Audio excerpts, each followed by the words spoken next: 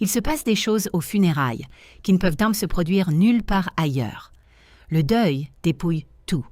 Le jeu de la vie quotidienne, la gestion attentive de ce que l'on montre et de ce que l'on cache, les conventions sociales qui maintiennent certaines vérités à distance, tout cela s'effondre face à la mort. On dit des choses qu'on ne dirait jamais en société. On révèle des secrets enfouis depuis des années. Des personnes indésirables surgissent et les règles de la vie ordinaire n'ont plus cours, car celui qui les aurait imposées repose désormais dans le cercueil. J'y ai repensé de nombreuses fois depuis ce jour-là, car ce qui s'est passé aux funérailles de mon mari n'était possible qu'à cette occasion. Dans n'importe quel autre contexte, dans n'importe quel moment ordinaire de la vie, on aurait pu le nier, le détourner, le gérer. Mais aux funérailles, avec la douleur palpable dans la salle, avec la vulnérabilité de chacun abaissée par la crudité de la perte, la vérité a franchi le seuil et s'est installée au premier rang. Elle s'appelait Céleste. Elle pleurait plus fort que moi. Et quand ce fut fini, une fois l'enterrement terminé et la famille partie pour la réception, elle m'a trouvée dans la cour et m'a montré son alliance. Je m'appelle Marem. Voici l'histoire de ce que j'ai découvert aux funérailles de mon mari, de ce que j'en ai fait et de qui je suis devenue quand je n'ai plus eu de raison de détourner le regard. J'ai grandi à Ziguinchor, dans le sud du Sénégal, dans une région où flottent les parfums des manguiers, de la terre rouge et d'un vert si particulier, propre aux endroits arrosés par les pluies abondantes. C'est un Sénégal différent de celui de Dakar, plus lent, plus intime, un lieu où les gens se connaissent de génération en génération et où le passé n'est pas un fardeau qu'on laisse derrière soi, mais un héritage à porter en soi. Mon père était douanier. Ma mère entretenait un potager et vendait le surplus au marché local. Elle était, à tous égards, la véritable maîtresse de notre vie familiale. C'était une femme discrète qui prenait les grandes décisions avec un calme absolu. Elle n'élevait jamais la voix. Elle n'en avait pas besoin. Lorsqu'elle parlait, c'est qu'elle y avait déjà longuement réfléchi et que ses paroles étaient simplement l'aboutissement d'une réflexion menée au plus profond d'elle-même. Je suis sa fille à tous les égards importants. J'ai étudié la communication à l'université de Dakar. J'ai travaillé plusieurs années dans une agence de relations publiques. J'étais douée pour comprendre le point de vue extérieur, savoir quelles informations diffuser et lesquelles taire, et comprendre que le récit que l'on fait d'un sujet influence autant sa perception que le sujet lui-même. J'y repenserai plus tard, après les funérailles, quand je comprendrai que j'avais été le sujet d'une histoire racontée à mon insu pendant des années. J'ai rencontré Ousmane Badji quand j'avais 27 ans. Ousmane avait 34 ans. Il dirigeait une petite entreprise d'import-export qui, au moment où je l'ai rencontré, prospérait suffisamment pour témoigner d'un réel potentiel. Il était originaire de Dakar, un vrai Dakarois, au sens propre du terme. Ayant grandi au rythme de la ville et possédant l'aisance de celui qui sait exactement quelles portes s'ouvrent et comment les ouvrir. Il était discret. Il conduisait une voiture propre, mais modeste. Il s'habillait bien, sans ostentation. Il avait l'assurance naturelle de celui qui n'avait pas besoin de se faire remarquer. Nous nous sommes rencontrés par l'intermédiaire d'amis communs lors d'une soirée dans le quartier des Almadies. Nous avons discuté 1 heure à cette soirée, puis 1 autre heure dehors, le bruit à l'intérieur étant devenu insupportable. Et nous avons continué dans un petit café du quartier, jusqu'à sa fermeture. Il m'a raccompagné. Il a appelé le lendemain matin. Il était direct. Il a dit ce qu'il pensait. Lors de notre 2e rencontre, il m'a dit qu'il était à un stade de sa vie où il ne s'intéressait à rien de futile et qu'il me disait cela non pas pour me mettre la pression, mais par pure honnêteté, car il pensait qu'être honnête dès le départ permettait à tout le monde de gagner du temps. Je l'ai immédiatement respecté pour cela. Avec le recul, je comprends que je le respectais pour avoir dit une chose sans vérifier sa véracité. Il disait « valoriser l'honnêteté » et j'avais entendu dire qu'il était honnête. Ce n'est pas la même chose. Mais j'avais 27 ans. Il était direct, le café était petit et chaleureux et la soirée était agréable. Nous nous sommes mariés 18 mois plus tard. Le mariage avait lieu à Ziguinchor.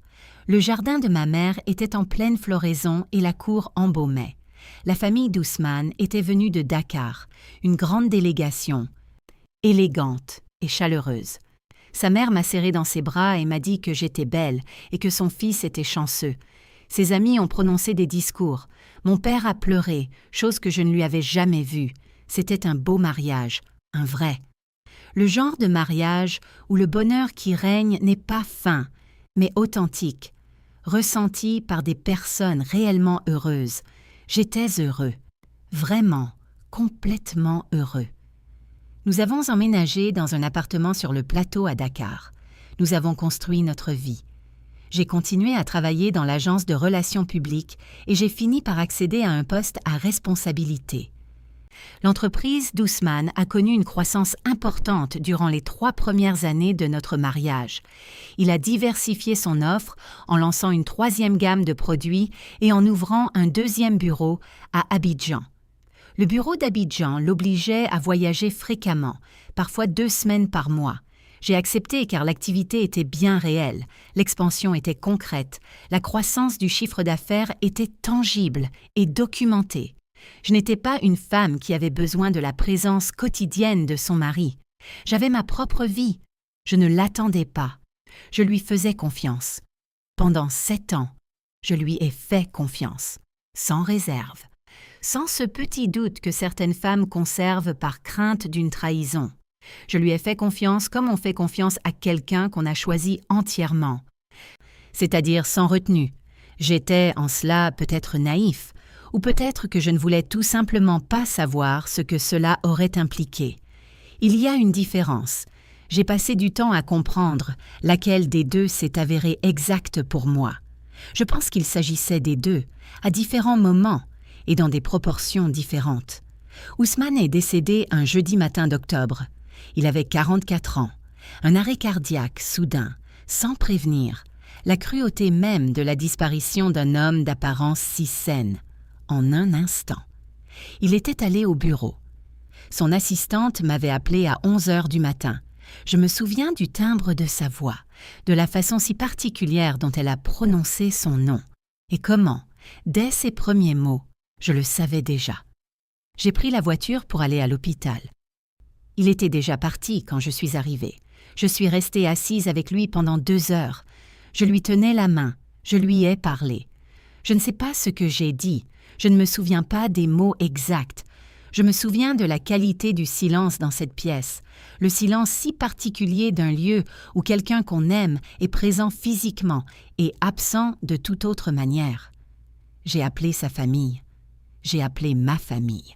J'ai appelé nos amis. J'ai fait toutes les démarches qui, dans les 24 heures qui suivent un décès, deviennent votre univers entier. Les appels, les décisions, la réalité administrative du deuil qui vous oblige à agir alors que vous voudriez simplement vous arrêter. Je n'ai pas arrêté. J'ai traversé ces heures comme ma mère l'aurait fait, une chose à la fois, puis la suivante, et encore une autre. Les funérailles eurent lieu 3 jours plus tard.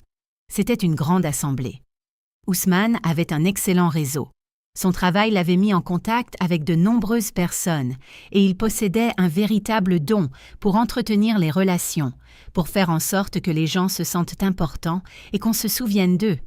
La mosquée était pleine. L'enterrement a rassemblé plus de monde que je ne l'avais imaginé. J'étais debout, au bord de la tombe, entourée de sa famille, de nos amis et de nos collègues, et j'étais présente de cette manière si particulière dont on est présent à un enterrement, totalement, sans aucune autre partie de soi-même ailleurs, car il n'y a nulle part ailleurs où être. Et puis j'ai pris conscience d'un son. Une femme pleurait. Pas les sanglots étouffés qui parcourent la foule lors d'un enterrement. La douleur contenue de ceux qui se maîtrisent en public. Non, c'était des pleurs à vif. Le cri de quelqu'un qui ne parvenait plus à se contenir, le cri de quelqu'un dont la perte était trop immense pour être contenue. J'ai regardé autour de moi. Elle se tenait de l'autre côté de la tombe. Je ne l'avais pas remarquée auparavant. Elle avait peut-être 35 ans, bien habillée, une femme d'une sérénité apparente qui, à cet instant précis, avait tout perdu. Elle pleurait avec l'abandon particulier de celle qui a oublié qu'on la regarde. Un chagrin qui n'est pas une mise en scène, car il n'a pas de public en la personne qui le ressent. C'est simplement du chagrin, jaillissant d'un corps qui ne peut plus le contenir. Elle pleurait plus fort que moi. Je l'ai regardée. Je ne savais pas qui elle était. J'ai classé l'affaire. Je suis retournée à l'enterrement. À cet instant précis, il n'y avait de place pour rien d'autre que ce qui se passait juste devant moi. À la réception qui suivit, la maison était pleine à craquer. Nourriture, famille, le joyeux désordre typique d'une réception ouest-africaine, où l'art de recevoir devient une expression d'amour. Je circulais dans la maison, recevant des condoléances, des étreintes, de la nourriture que je ne pouvais manger et du thé que je ne pouvais goûter. J'étais dans la cour, seule, un instant, debout, près des plantes de ma mère, ces fleurs particulières qu'elle avait envoyées de Ziguinchor et qui étaient placées dans des pots près du mur, quand j'ai senti quelqu'un venir se tenir à côté de moi. Je me suis retournée. C'était la femme du cimetière. Elle avait retrouvé son calme. Elle était désormais parfaitement immobile. Ses yeux étaient secs. Elle me regarda droit dans les yeux, sans hostilité ni excuse, avec l'expression caractéristique de quelqu'un qui a pris une décision et qui l'assume. « Madame Badji », dit-elle. Je l'ai regardée. « Je m'appelle Céleste Mendy », dit-elle. « Je crois que vous ne me connaissez pas, mais j'ai connu votre mari. » Je suis resté silencieux. Elle leva la main gauche. Elle portait une alliance à l'annulaire. Le monde ne s'arrête pas pour les révélations. C'est ce que personne ne vous dit. La cour continuait de vibrer autour de nous. Des voix venant de l'intérieur, un enfant qui court, l'odeur de la nourriture, les bruits de la ville au-delà des murs. Tout continuait exactement comme avant. Seul moi, je m'étais arrêtée. J'ai regardé la bague. J'ai regardé son visage. Elle ne détourna pas le regard. « Combien de temps ?» ai-je demandé. Ma voix était parfaitement calme. Je ne sais pas comment. Je crois que c'était la voix de ma mère, la voix d'une femme qui a pris une décision et qui cherche simplement à obtenir les informations dont elle a besoin. « 4 ans, dit-elle. Vous avez été marié à lui pendant 4 ans. Oui. Pendant qu'il était marié à moi. Oui. Un silence. Je n'ai rien su de toi pendant les 2 premières années. Quand je l'ai découvert, elle s'interrompit. Elle regarda sa bague. Je ne suis pas là pour justifier mes choix. Je suis là parce que je pensais que tu méritais de le savoir, de ma part, pas de quelqu'un d'autre plus tard. Je l'ai longuement regardé. « Où ça ?» ai-je demandé. « Abidjan, dit-elle. Le bureau d'Abidjan. Les déplacements. 2 semaines par mois pendant 7 ans. Je me tenais dans ma cour lors de la réception donnée par mon mari et j'en ai compris pour la première fois toute la dimension. Je veux vous dire ce que je n'ai pas fait. Je n'ai pas crié. Je ne me suis pas effondrée. Je n'ai pas fait de scène lors de la réception en l'honneur de mon mari, devant sa famille, nos amis et la centaine de personnes présentes chez moi, réunies pour manger et présenter leurs condoléances. Je suis la fille de ma mère. Ma mère ne fait pas de scène. Ma mère prend des décisions. J'ai regardé Céleste Mendy et j'ai dit « Merci de me l'avoir dit ». Elle me regarda avec une expression que je ne pus déchiffrer. Un mélange de soulagement, de culpabilité et de la tristesse particulière d'une femme qui a commis un acte difficile et qui, même à cet instant, doute d'avoir fait le bon choix. « Je suis désolée, » dit-elle. « Je sais, » ai-je dit. Elle est partie. Je suis restée quelques minutes de plus dans la cour. J'ai contemplé les fleurs de ma mère. J'ai respiré l'air de ma ville, de ma cour, de ma vie. Puis je suis rentrée. J'ai continué à recevoir des condoléances. J'ai remercié tout le monde d'être venu. J'ai géré la réception jusqu'à son terme. Et puis, quand la dernière personne fut partie, que la maison était silencieuse, que ma mère dormait dans la chambre d'amis et que j'étais seule dans la chambre que je partageais avec Ousmane, je me suis assise sur le bord du lit et je me suis enfin autorisée à ressentir tout cela. La douleur de perdre un mari et celle de perdre l'image que l'on avait de lui ne sont pas la même douleur. Elles n'apparaissent ni en même temps, ni avec la même intensité.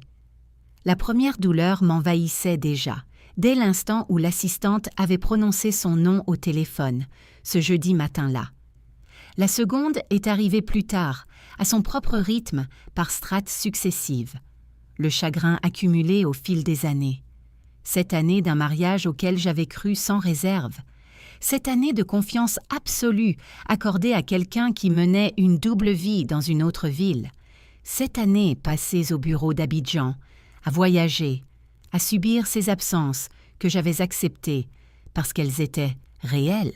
L'entreprise était bien réelle, l'expansion était bien réelle, mais il y avait aussi autre chose de réel à Abidjan, quelque chose dont on ne m'avait jamais parlé. J'ai traversé ces épreuves comme j'ai toujours traversé les autres, une chose à la fois.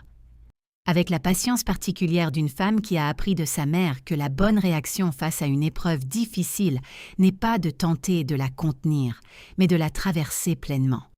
J'ai appelé Maître Sec 2 semaines après les obsèques. Avocate spécialisée en droit successoral, j'avais besoin de comprendre la situation financière d'Ousmane, ses conséquences pour moi et les complexités juridiques liées à son second mariage. Les questions étaient loin d'être anodines.